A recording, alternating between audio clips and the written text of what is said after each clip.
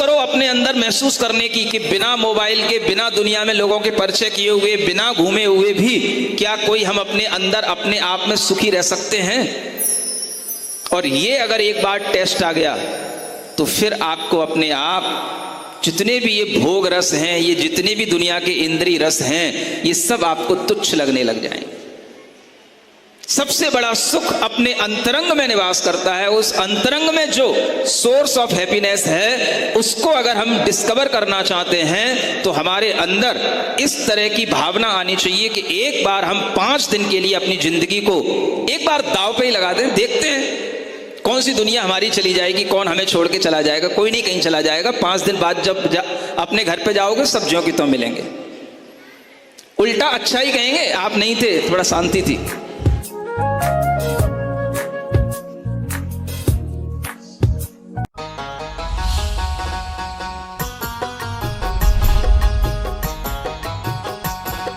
मोक्षमार्गस्य नेतारं भेत्तारं कर्मभूरतां ज्ञातारं विश्वतत्त्वानां वन्दे तद्गुणलब्धये।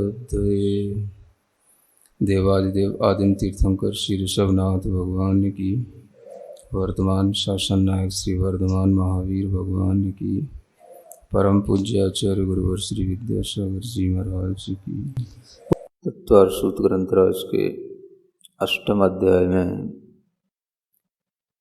प्रथम सूत्र बंध के हेतुओं को बताने के लिए है। मिथ्या दर्शन के बाद अविरति का नंबर आता है, क्योंकि एक तो बंध उल्टी श्रद्धा के कारण से होता है और एक बंध विरति का अभाव होने से होता है।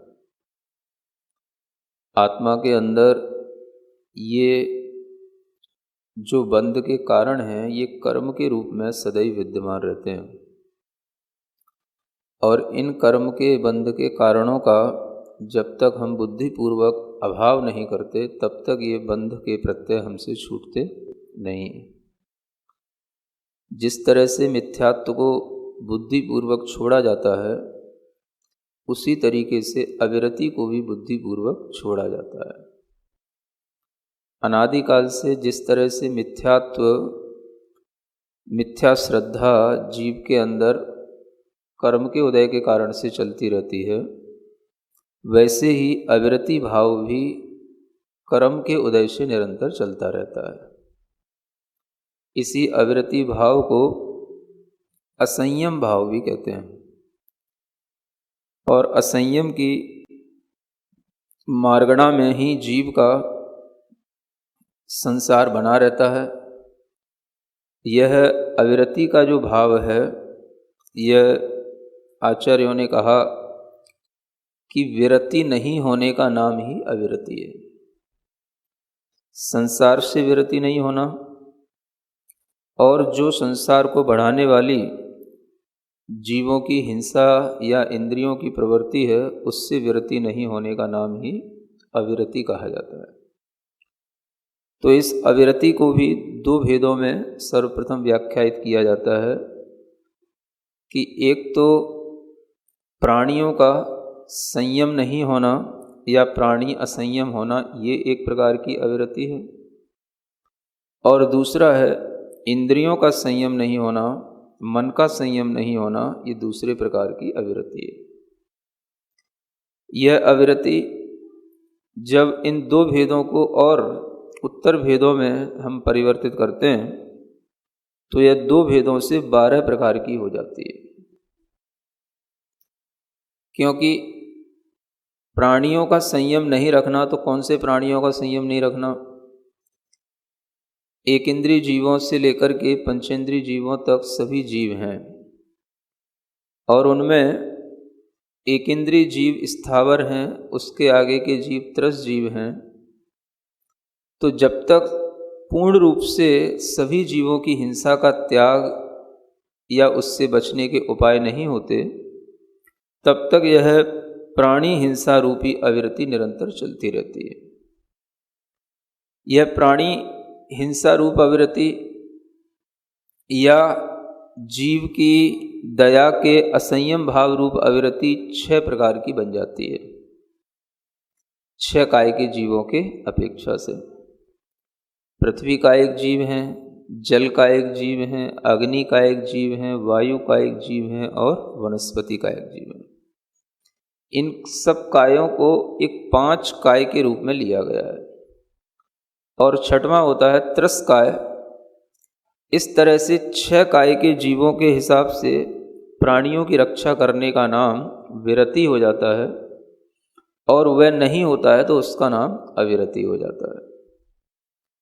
अब इन 6 प्रकार के जीवों में जो एकेंद्रीय जीव हैं उनके 5 भेद हो जाते हैं।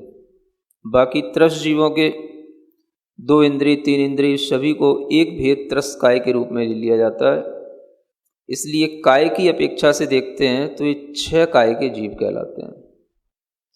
इंद्रियों की अपेक्षा अलग होती है और काय की अपेक्षा अलग होती है। कभी आप 24 ठाणा पढ़ें या कभी मार्गणाओं का ज्ञान करें तो आप पाएंगे कि एक इंद्रिय मार्गणा होती है, एक काय मार्गणा होती है, दोनों अलग अलग होती हैं। इंद्रिय मार्गणा में इंद्रियों के माध्यम से जीवों को जाना जाता है और काय मार्गणा में स्थावर काय या त्रस काय, इन 2 कायों के माध्यम से जीवों को जाना जाता है। मिथ्यात्व के कारण से तो मिथ्या बुद्धि छूट गई, उल्टा श्रद्धांश छूट गया। लेकिन जो कषाय होती हैं उन कषायों के कारण से ये अविरति का भाव निरंतर चला करता है। कषाय में भी अनंतानुबंधी कषाय, अप्रत्याख्यान कषाय, प्रत्याख्यान कषाय और संजुरण कषाय, इस तरह के विभाजन को जब हम जानेंगे तब हम इस अविरति को समझ पाएंगे। तो अविरति जो होती है वह अनंतानुबंधी कषाय के साथ भी होती है और अप्रत्याख्यान कषाय के साथ भी चलती है। अनंतानुबंधी कषाय का अभाव हो जाता है तो भी अविरति तो बनी रहती है जब तक कि अप्रत्याख्यान कषाय का अभाव थोड़ा भी न हो। इसलिए यहाँ पर जो अविरति है वो कषाय जन्य परिणाम है और इस तरह का कषाय जन्य परिणाम यदि मिथ्या दृष्टि को होता है तो वह अनंतानुबंधी कषाय के कारण से कहलाता है और यदि सम्यक दृष्टि को होता है तो वह अप्रत्याख्यान कषाय के कारण से कहलाता है। तो यह कषाय के कारण से ही विरति नहीं होती और जिस जीव में इस तरह की विरति के भाव नहीं आते उन सब जीवों में यह आप अपने आप सोच सकते हैं कि इनकी मन वचन काय की क्रियाएं अपने अंदर जो इन कषाय का उदय चल रहा है उसके कारण से यह अविव्रत रूप हैं, असंयम रूप हैं। इसलिए इस असंयम को कषाय के साथ जोड़ करके देखना चाहिए। जब तक भीतर से यह भाव नहीं जाएगा कि मुझे इन जीवों की रक्षा करने के लिए कषाय का अभाव करना है, तब तक न जीवों की रक्षा होती है न कषाय का अभाव होता है। इसलिए असंयम भाव को दूर करने के लिए, अविरति को दूर करने के लिए सबसे बड़ा उपाय बाहर से भी होता है और फिर उसके बाद में भीतर से भी किया जाता है।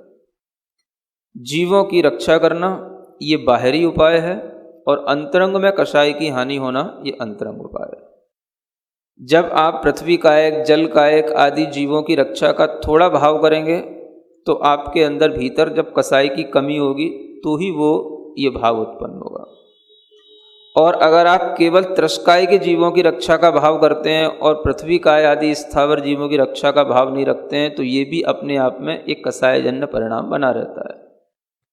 इसलिए जो ये अविरति है, यह अविरति हमेशा जीव के अंदर कषाय परिणाम के कारण से उत्पन्न हुआ ऐसा असंयम का भाव है जिसके कारण से वह जीव की रक्षा करने में अपना मन नहीं लगाता और विचार तो उसके अंदर ये रहता है कि इसकी रक्षा करने का हमारे लिए कोई प्रयोजन नहीं है।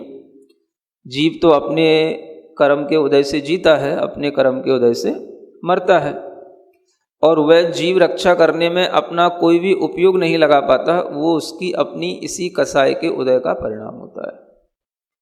तो आचार्य कहते हैं कि हमेशा जीव रक्षा का भाव यदि आपके अंदर पैदा होगा तो सबसे पहले आप त्रस काय के जीवों की रक्षा का भाव पैदा कर पाएंगे। स्थावर जीवों की रक्षा बहुत बाद में होती है, और वो तब होती है जब अपने पास कोई भी ऐसे साधन न हो जो स्थावर जीवों के घात करने में निमित्त बनते हों। अगर हम कभी भी किन्हीं भी जीवों को अपने अंदर संयम भाव के साथ में उन जीवों की रक्षा करने के निमित्त से उन जीवों के लिए हम अपने भाव प्रेषित करेंगे तो वह त्रस्त जीवों की हिंसा के रूप में ही सबसे पहले आ जाता है।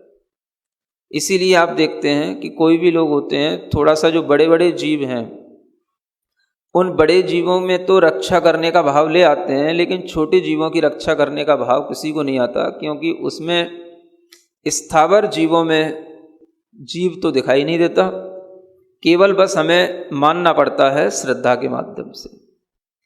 तो यहाँ पर भी यह एक सूक्ष्म भाव हो गया। जो बड़े जीव हैं उन्हें तो हम देख पाते हैं, और उन बड़े जीवों में भी देखेंगे कि उनमें भी जो बड़े जीव हैं, जैसे 2 इंद्रिय से लेकर पंचेंद्रिय तक के जीव हैं, तो उनमें जो पंचेंद्रिय जीव हैं उनकी हिंसा में तो फिर भी कहीं दुख हो जाता है किसी को, लेकिन अन्य 4 इंद्रिय, 3 इंद्रिय, 2 इंद्रिय जीवों की हिंसा में तो वो भी दुख नहीं होता है।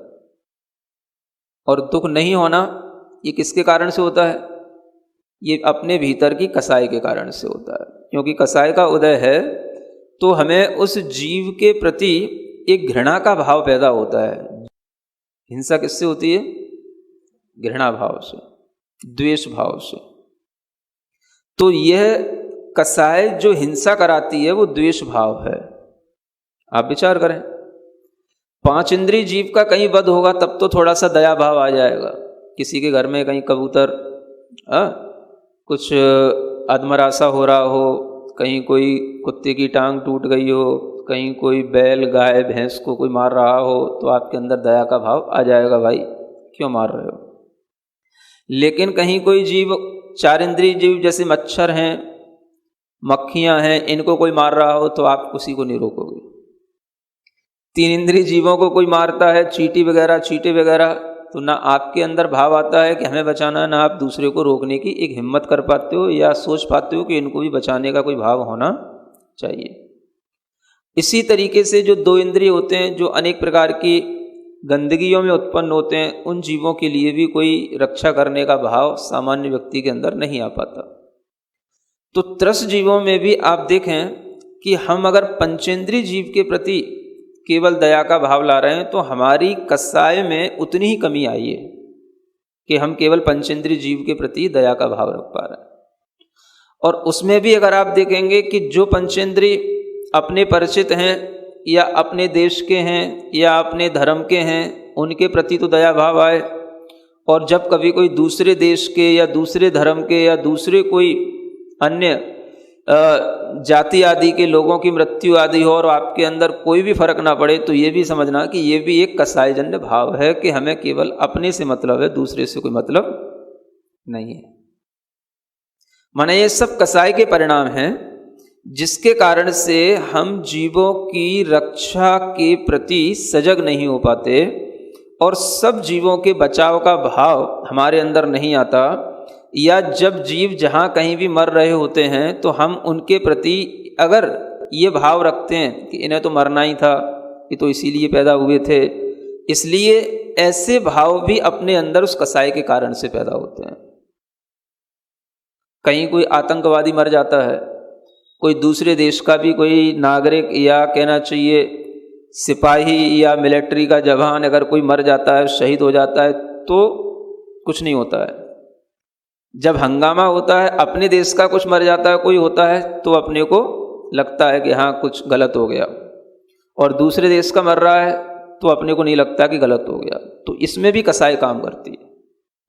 इसीलिए तो अड़ुव्रत दिलाए जाते हैं, और जब अड़ुव्रत ले लिए जाते हैं तभी ये बात समझ में आती है कि जो हमारी केवल सीमा में है, बस अब उतना ही हमारे लिए प्रयोजनीय या विचारणीय बस बात रह गई है, बाकी जो हमारी सीमा के बाहर है वो सब का हमारे लिए त्याग हो गया।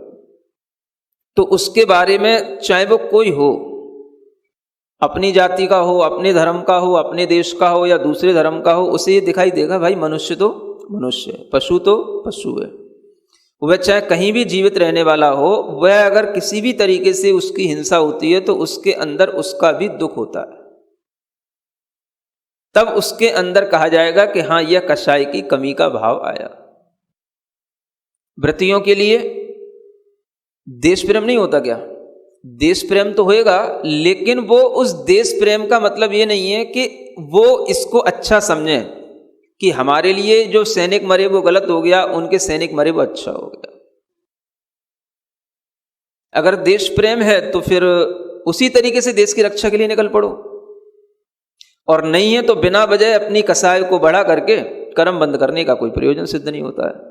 संसारी जीवों में भी कोई जीवों में तो पशुओं के लिए भाव आएगा, कभी पक्षियों के लिए भाव आएगा, किसी किसी का समुद्री जीवों में कोई भाव नहीं बनता है कि ये जीव हैं, इनको भी मारना चाहिए या नहीं मारना चाहिए, लेकिन वो सोच लेते हैं कि नहीं, ये समुद्री जीव तो केवल इसीलिए होते हैं, तो उनको मारने में उन्हें कभी हिंसा का भाव नहीं लगता, उनके प्रति कभी दया का भाव नहीं आता। तो ये क्यों होता है? तो उनकी जो कसाएं बढ़ी हुई हैं उसके कारण से अविरति बनी रहती है। इसलिए जब भी कभी किसी भी जीव को अपने अंदर कषाय की कमी करने का भाव लाना पड़ेगा तो उसे ये संकल्प लेना पड़ेगा कि मैं ये हिंसा नहीं करूंगा, इन जीवों की हिंसा नहीं करूंगा। जैसे ही अड़ुव्रती बनता है तो सबसे उसके अंदर क्या सिखाया जाता है? त्रस हिंसा नहीं करने का संकल्प। माने त्रस माने सभी त्रस हो गए, चाहे वो मनुष्य हो, पशु हो, पक्षी हो, या कोई भी जो है उड़ने वाले कीड़े मकोड़े हों, किसी भी जीव की हिंसा नहीं करने का नाम ही त्रस हिंसा का त्याग होता है। इसलिए अविरति जो भाव है, यह भाव अनेक प्रकार का है, लेकिन सामान्य से समझाने के लिए आचार्यों ने इसे 6 भागों में बांट दिया है। और उनमें भी त्रस जीव को अलग रखा है, क्योंकि त्रस अपने आप में एक सब प्रकार के त्रस जीवों के समुदाय में जितने भी जीव आ जाते हैं सभी उनको ग्रहण कर लिया जाता है। और उन जीवों में भी जब इस तरीके से दया के प्रति उन जीवों की रक्षा के भाव बन जाते हैं, तब जाकर के वो स्थावर जीवों की रक्षा के बारे में सोच पाता है। जिसके अंदर त्रस जीवों की भी रक्षा के भाव नहीं हुए, वो कभी स्थावर जीवों की रक्षा के भाव में आ ही नहीं सकेगा, और आएगा तो बस किसी ना किसी उद्देश्य को लेकर के, या किसी ना किसी कोई योजना को लेकर के, या कोई अपने नाम ख्याति को लेकर के इस तरीके का आयोजन भले ही हो जाएगा। जैसे कि जलकायक जीवों को बचाना चाहिए, कई लोग तरह तरह की योजनाएं बना सकते हैं, उपाय निकाल सकते हैं, लेकिन वो सभी जलकायक जीवों की रक्षा करने के भाव में हो ऐसा नहीं है, क्योंकि उन्हें कोई प्रोजेक्ट दे दिया गया है इसलिए उन्हें ऐसी बातें करना है। तो दया के भाव के साथ में यह असंयम भाव की विरक्ति होती है, इसलिए ये अविरति भाव अपने अंदर जो बना रहता है वह कसाय के उद्रेक के कारण से बना रहता है। माने कसायों का ही विभाजन 6 प्रकार का समझ लो, कि एक कसाय जो हमारे अंदर विरक्ति पैदा नहीं करने देती है, वह ही कम से कम मोटे मोटे तौर पर देखें तो वो 6 रूपों में विभाजित है, लेकिन अलग अलग जीव समुदाय की अपेक्षा से देखें तो उसके अनेक तरह के विभाजन हो जाते हैं। ये हुआ प्राणी असंयम 6 प्रकार का। और इसके बाद में फिर आता है 6 प्रकार का इंद्रिय संयम। उसमें स्पर्शन इंद्री, रसना इंद्री, घ्राण इंद्री, चक्षु इंद्री, कर्ण इंद्री, ये 5 इंद्रियां और एक मन, इन 6 चीज़ों को लेकर के जिसका किसी भी तरीके का संयम का भाव नहीं है, तो वह इन 6 प्रकार के असंयम भाव से निरंतर अविरत बना रहता है। बाहर की अपेक्षा से प्राणी संयम है और भीतर की अपेक्षा से इंद्रिय संयम, और ये दोनों प्रकार के संयम मिलकर के ये 12 प्रकार का असंयम से विरत होने वाला भाव 12 प्रकार का संयम कहलाता है। तो यह संयम का भाव नहीं होने का नाम अविरति है। इंद्रिय संयम में भी किसी भी प्रकार की इंद्रिय के माध्यम से किसी भी तरह का कोई संयम नहीं होना, और जब इंद्रिय संयम नहीं होगा तो उसे प्राणी घात में भी कुछ भी फर्क नहीं पड़ेगा, क्योंकि इंद्रिय संयम नहीं हो रहा है इसका मतलब क्या है? अपनी इंद्रियों के प्रति राग है, और जब अपनी इंद्रियों के प्रति राग हो जाता है तो फिर दूसरे के साथ कुछ भी गलत हो जाए हमें उसकी कोई चिंता नहीं, इसलिए दूसरे से द्वेष भी हो जाएगा तो वह उसके लिए पता नहीं पड़ेगा और वह उसको अच्छा मान लेगा, क्योंकि हम तो सुरक्षित हैं। तो ये दोनों चीजें चलती रहती हैं, आप समझें इसको, एक राग की प्रवृत्ति से और एक द्वेष की प्रवृत्ति से। इंद्रियों का जो असंयम है उसमें राग की प्रधानता है, और जीवों का जो असंयम है वो उसी राग के कारण से वो द्वेष पैदा कर रहा है, वो द्वेष की प्रधानता है। इसलिए आपने कभी सुना होगा कि जितना हमारे अंदर राग होता है उतना द्वेष भी होता है। राग और द्वेष साथ साथ चलते हैं। तो राग अगर हमारे अंदर अपनी इंद्रियों के विषयों के प्रति रहता है तो द्वेष भी उतना ही हमारे लिए जीवों की हिंसा में आ जाता है, उनकी हिंसा के लिए हो जाता है। ये दोनों चीज जुड़ी हुई हैं। इसलिए जहां राग है वहां द्वेष है। राग के कारण से ही वह इंद्रियों की उन प्रवृत्तियों को अच्छा बनाए रखने के लिए दूसरे जीवों को हानि पहुंचाने में, उनसे द्वेष करके उनकी हिंसा करने में कभी भी कोई भी अपने अंदर कष्ट महसूस नहीं करेगा। ये राग की प्रवृत्ति के कारण से होता है। राग और द्वेष साथ साथ चलते हैं। जहां राग है समझो वहां पर द्वेष भी है। किस रूप में है? तो इस तरीके से समझो, जिस चीज में आपको राग है तो फिर उससे संबंधित आपसे कही जाए कोई भी चीज कि इसमें हिंसा है तो आप मानोगे नहीं। खाने के लिए मना किया जाता है, मान लो कोई भी चीजें हैं, बहुत बड़ी बड़ी चीजें, जैसे मान लो कि जैसे द्विदल होता है, मना किया जाता है कि भाई दही बड़े नहीं खाना। तो अब खाने का राग है, इसके कारण से हमें इस बात से कोई फर्क नहीं पड़ता कि उसमें जीव उत्पत्ति होती है, वो जीवों की हिंसा का कारण है, हमारे द्वारा ही जीव मरते हैं उत्पन्न होकर के, कोई फर्क नहीं पड़ता अगर राग है तो राग के साथ ही हिंसा हो रही, राग के साथ ही द्वेष चल रहा है। अगर राग की कमी हो जाएगी तो अपने आप वह हिंसा छूट जाएगी। तो जो लोग किसी चीज को छोड़ पाते हैं, जब उनसे कुछ चीज को मना किया जाता है तो वो तब छोड़ पाते हैं जब उन्हें पहले अपने अंदर का राग छोड़ना पड़ता है। जीव दया का भाव तो बाद में आएगा, पहले भीतर से राग का भाव छूटना पड़ेगा। ये भीतर की मानसिकता है, मनोविज्ञान ये है। तो जब भी व्यक्ति के अंदर किसी भी तरह का कोई त्याग करने का भाव आता है, वो ये सोचता है मैं नहीं करूंगा, तो भी तो हो ही रहा है। अब हमारे चमड़ा नहीं पहनने से कोई चमड़े के कारखाने बंद तो नहीं हो जाएंगे?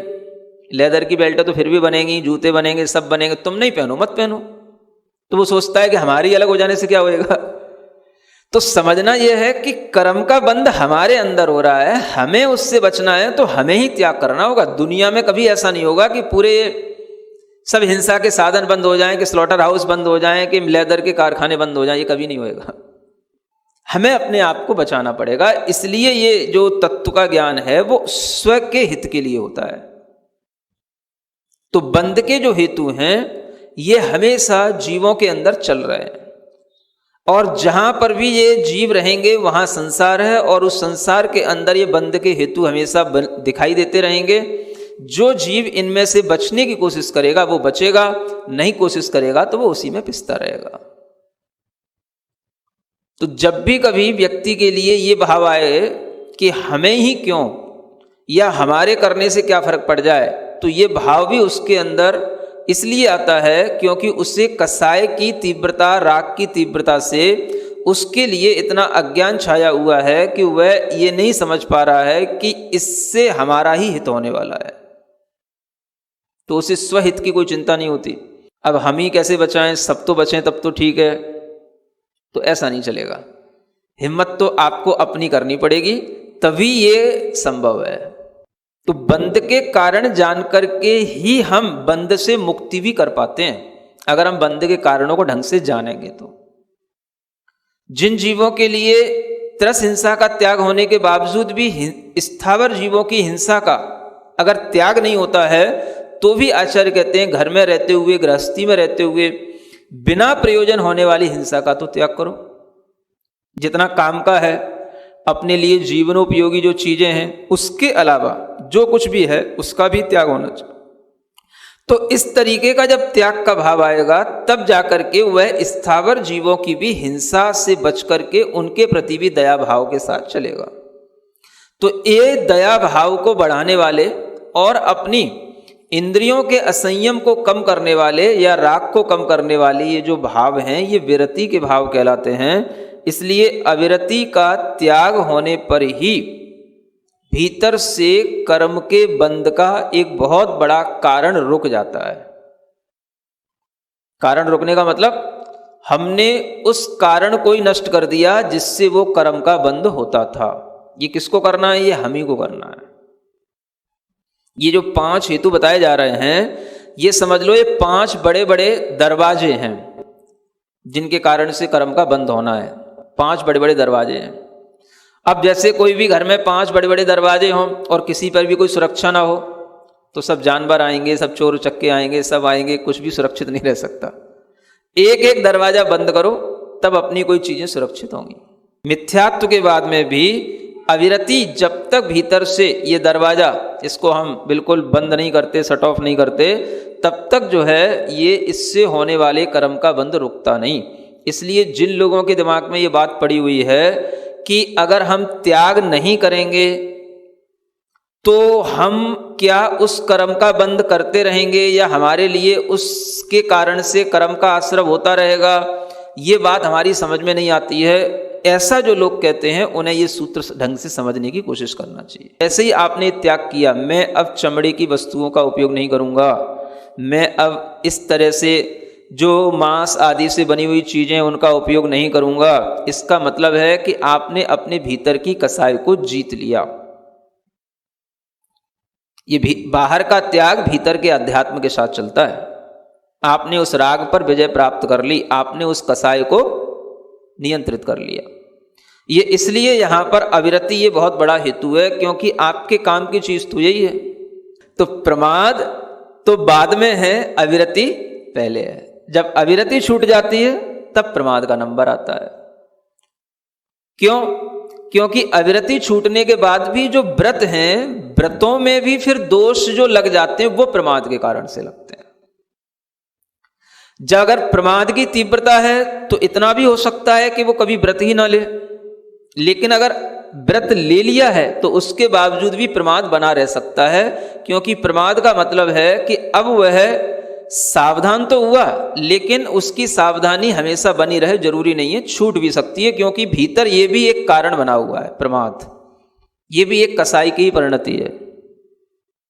कसाई की तीव्रता कर्म के उदय से कभी भी उसके अंदर आती है, या बाहरी 9 कर्म जो वस्तुएं होती हैं उनके कारण से भी उसके कर्म में उसी तरीके का तीव्रता का उदय आ जाता है। तो वह अपने व्रत भाव में कभी दोष लगा लेता है, उसमें मल पैदा कर लेता है, तो उसके व्रत में जो अतिचार लगते हैं वो इस प्रमाद के कारण से लगते हैं। और जो आपके अंदर व्रत ही ना पैदा करने दे ऐसा, तो वो तो महाप्रमाद है। जिस प्रमाद के कारण से ना आपको मिथ्यात्व छोड़ने दे, ना आपको अविरति करने दे, तो वो प्रमाद का एक प्रभाव भीतर से, जैसे निद्रा के रूप में प्रमाद रहता है, वैसे ही एक भीतर से एक निद्रा के रूप में भाव रहता है कि आत्मा जागृत नहीं होता है। मोह की निद्रा में सोए हुए हैं इसीलिए कहा जाता है। तो वह निद्रा जो है वो कैसे टूटती है? तो ये धीरे धीरे कारणों पर गौर करने से, इन कारणों को अपने से हटाने से ये निद्रा भीतर से टूटती है। आत्मा का जागरण होना चाहिए, भीतर से जागृत हो। ये जो हम बातें सुनते हैं ये सिद्धांततः तब घटित होती हैं जब हम इन सूत्रों के अनुसार कुछ प्रवृत्ति कर रहे हो। नहीं तो कहने से क्या होगा, आत्मा कैसे जागृत हो जाएगी? तो आत्म जागरण की दिशा में वही लोग बढ़ते हैं जो इन कारणों को बिल्कुल तोड़ते चले जाते हैं, इनसे बिल्कुल अपने आप को छुड़ाते चले जाते हैं। तो अविरत के बाद में ये प्रमाद भाव है। ये प्रमाद भी कहने को तो बहुत प्रकार का है, सामान्य से 5 प्रकार का होता है, फिर 15 प्रकार का भी हो जाता है, और उसके और भेद उपभेद कर दो तो 37,500 भेद भी बन जाते हैं। कितने? ये भी गिनती गई है। उसके अलावा देखा जाए तो परिणाम कसायों के तो असंख्यात लोग प्रमाण है। समझ आ रहा है? तो ये प्रमाद अगर हम सिद्धांततः पढ़ेंगे तो बस इतनी सी लाइन में हो जाएगा कि प्रमाद 5 प्रकार के हैं या 15 प्रकार का है। वो तो आप जानते ही हो। कौन कौन से होते हैं? 5 प्रकार के: विकता, कषाय, है, और इंद्रियों की प्रवृत्ति और निद्रा और स्नेह, ये 5 प्रकार का हो गया, है ना। अब इसी को और बढ़ा दो तो 15 प्रकार का हो जाता है। विक्ताएं 4 कर दो, कसाएं 4 कर दो, 4 4 8, और 5 इंद्रियां इनकी प्रवृत्तियों में 13, और निद्रा और स्नेह, तो ये 15 हो जाते हैं, ठीक है ना। अब इसी को और बढ़ा दो तो 37,500 भेद भी बन जाते हैं। कितने? हाँ, अब जैसे विक्ता है तो विक्ता अभी तो यहाँ 4 प्रकार की बताई, विक्ता 25 प्रकार की बताई गई है शास्त्रों में। कितने प्रकार की?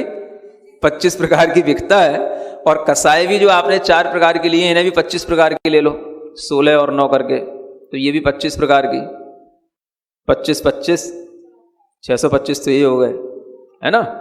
फिर उसके बाद में इंद्रियां, यहाँ केवल 5 इंद्रियां ली हैं, 5 इंद्रियों के साथ में मन को भी ले लो, 6 से इसको फिर उसमें गुणा करो, ठीक है ना।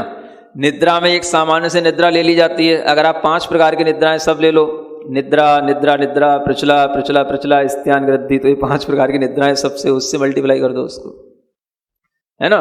और स्नेह में भी 2 भाव लिए जाते हैं, मोह और स्नेह, ऐसे 2 भाव उसके साथ जोड़ दो। तो इन सबको जब आप पूरा मल्टीप्लाई करोगे तो इतना भेद बन करके आ जाएगा, 37,500 भेद हो जाते हैं। अब ये जो प्रमाद है, ये प्रमाद के भेद केवल उनके लिए नहीं है जो अविरति को छोड़ चुके हैं, ये नीचे से लेकर ऊपर तक है। माने प्रमाद कहां से चलेगा? मिथ्यात्व से लेकर के जब तक प्रमत्त दशा रहती है, यानी पहले गुणस्थान से लेकर के 6वें गुणस्थान तक प्रमाद है। अब इसका मतलब ये नहीं है कि 6वें गुणस्थान में ही प्रमाद है, नाम तो उस गुणस्थान का नाम है प्रमत्त विरत गुणस्थान। तो कई लोग तो यही समझते हैं मुनि महाराज ही प्रमादी होते हैं बस क्योंकि उन्हीं के गुणस्थान का नाम प्रमत्त विरत है, तो तुम सब अप्रमादी हो गए क्या? तो अब जो ये मिथ्यात्व के गुणस्थान में रहने वाला प्रमाद है, वो तो इतना बड़ा प्रमाद है कि उस प्रमाद के कारण से मिथ्यात्व को नहीं छोड़ पा रहा है। उस मिथ्या भाव को तोड़ने के लिए भी भीतर से जो सतर्कता होनी चाहिए, प्रमाद का अभाव होना चाहिए, वो नहीं आता, तो ये भी एक प्रमाद के ही कारण से होता है। तो इस तरह से प्रमाद पहले गुणस्थान से 6वें गुणस्थान तक चलता है। 6वें गुणस्थान में इसका अंतिम अध्वान कहलाता है। उसके बाद में 7वें गुणस्थान से प्रमाद रहित होने का भाव आता है, जो कि कसाय की अत्यंत मंदता के कारण से पैदा होता है। और इस प्रमाद के कारण से जीव के अंदर जिनमें व्रत नहीं है वो व्रत लेने के भाव नहीं होंगे, जिनमें सम्यक्त्व नहीं है उनमें मिथ्यात्व को छोड़ने के भाव नहीं होंगे, और जिनके अंदर व्रत आ गया तो उनके अंदर इतना भाव आएगा कि वो उस प्रमाद के कारण से उसमें दोष लगाएंगे, या सम्यक्त्व के कारण जिनके अंदर पैदा हो गए हैं तो उस सम्यक्त्व में भी दोष लगाने का कारण यह प्रमाद बन जाता है। तो इस प्रमाद को भी हम उसी कैटेगरी के हिसाब से देखें, जो जीव जिस प्रकार के गुणस्थान में है, जिन प्रकार के भावों में है, प्रमाद का प्रभाव उसके ऊपर उसी प्रकार का होगा। सावधानी असावधानी की बात तो वहां होती है जब हम सावधानी के निकट हों, तब वहां से हटें तो उसका नाम असावधानी कहलाता है नहीं समझे? और जब हमारे अंदर सावधानी की निकटता है ही नहीं तो असावधानी असावधानी है। सावधानी असावधानी, प्रमत्त अप्रमत्त, इस भाव को समझने के लिए आप उस चीज को ध्यान में रखें। एक उदाहरण देता हूं आपको कि जब कोई बच्चा गाड़ी चलाता है, बाइक चला रहा है, और जब उसे पहली बार वह बाइक पे घूमने का कहीं कोई अवसर मिल जाता है और उसको अच्छी बाइक मिल गई, अच्छी रोड मिल गई, तो अब वो अच्छी स्पीड से उसको चलाना शुरू कर दिया। अब वो सावधान नहीं है, वो क्या है? उसकी जो गाड़ी की स्पीड है, उसके अंदर जो जज्बा है, जो भाव आ रहा है, वो सब पूरा असावधानी का है। आज मिली हमें छूट, अब उसमें भले ही वो बच जाए अलग बात है। अब दूसरी चीज वो देखो कि एक आदमी बिल्कुल सावधानी के साथ चला रहा है, थोड़ी सी भी स्पीड ज्यादा होती है कंट्रोल करता है, थोड़ा सा भी कहीं कुछ सामने आता दिखता है कंट्रोल करता है। तो जो सावधानी के निकट है उससे ज्यादा फीलिंग आएगी कि मैं असावधान हो रहा हूं, मुझे अपनी स्पीड को कंट्रोल में रखना है। कंट्रोलिंग किसके पास होगी? जो सावधानी के निकट होगा, कि मेरे द्वारा कहीं ना तो दूसरे के लिए कोई इंजरी हो जाए, ना मेरी कोई इंजरी हो जाए। ये इस तरीके की जब उसके अंदर हमेशा फीलिंग रहेगी तो वो सावधानी के निकट है, वो केयरफुल है। बाकी तो सब केयरलेस है। और ऐसे केयरलेस लोग भी, जो केयरफुल लोग होते हैं, उनके ऊपर भी एक्सीडेंट कर देते हैं। तो जितना भी प्रमाद होता है, वो प्रमाद देखा जाए, वो प्रमाद तो जो सावधानी के रूप में हम जिसे कहते हैं, वो प्रमाद तो केवल वही संभव है जो बिल्कुल सावधानी से हटे, और उनके लिए कोई असावधानी हो तो वह उसको प्रमाद कहा जाता है। यहां पर सिद्धांत के अनुसार प्रमाद को तीसरे नंबर पर रखा है। माने इसलिए रखा है कि व्रती के अंदर अगर जैसे ही उसके व्रतों में कोई दोष लगता है तो वह समझ लेता है मेरे व्रतों का दोष है, अतिचार है, मैंने अपने व्रतों में दोष लगाया है। तो ये उसकी सावधानी का उसे ज्ञान है, इसलिए ऐसा होता है। तो उसके लिए प्रमाद कहा जाता है। और जिसके लिए कोई व्रत ही नहीं है तो वो तो गाड़ी चला रहा है मस्ती में, ये प्रमाद उसके ऊपर हावी है। इस तरह के ये बंध के कारण हैं, जो बंध के कारण अच्छे ढंग से समझ में आने पर ही हम इन कारणों से अपने आप को मुक्त कर पाते हैं। क्योंकि कारण अगर जान लोगे तो मुक्ति का भाव आएगा, कारण अगर ढंग से नहीं जाने तो सब भी पढ़ लोगे तो कुछ नहीं होगा। ठीक है ना? बोलो महावीर भगवान की जय। सिरिजिणवाणी जग कल्याणी जग जन मदतम मोहरी जनमण हारी गढ़हर हारी जम जरा भव रोग हरि तिथ्य राणम दिव्य झुणिम जो पड़ई सुणई मय्ये धारई राणम सौख मणंतम धैर्य सासद मोक्ष पदम पावई सासद मोक्ष पदम पावई।